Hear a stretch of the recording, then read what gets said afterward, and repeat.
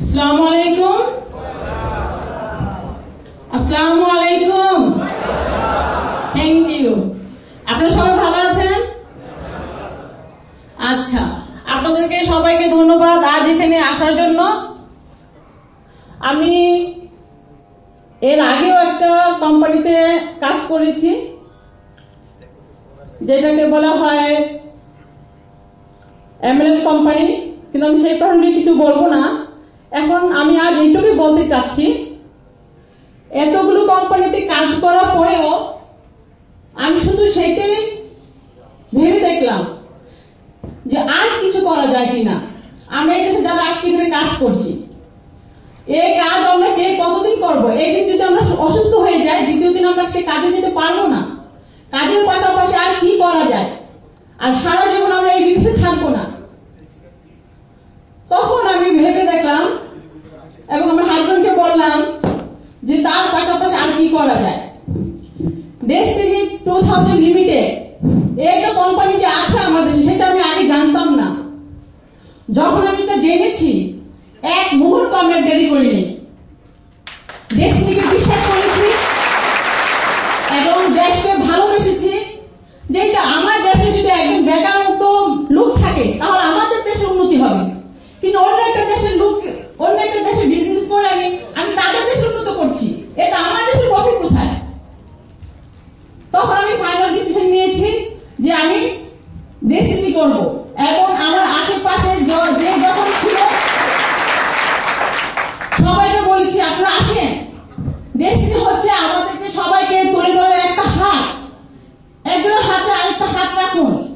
এটা একটা team work এবং সবাই মিলে যদি একত্রিত হয়ে যদি কাজ করা যায়, দেশকে উন্নতি করা, এটা কোনো ব্যাপারই না।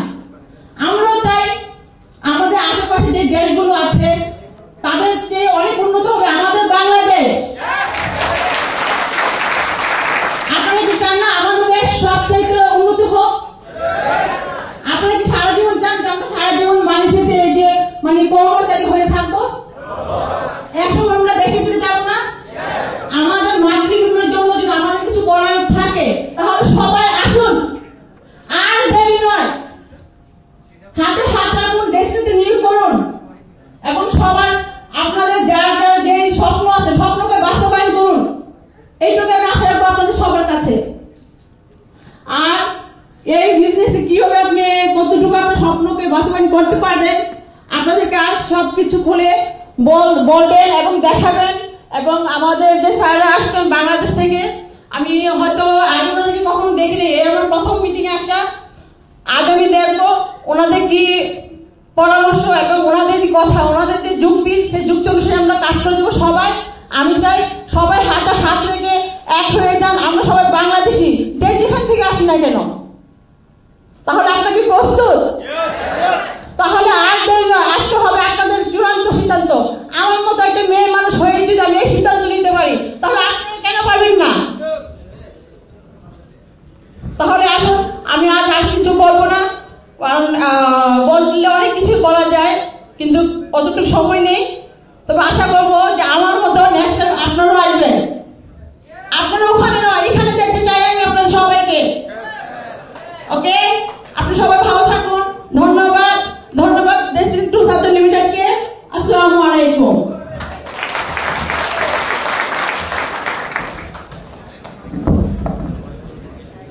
ধন্যবাদ শিলা, আমাকে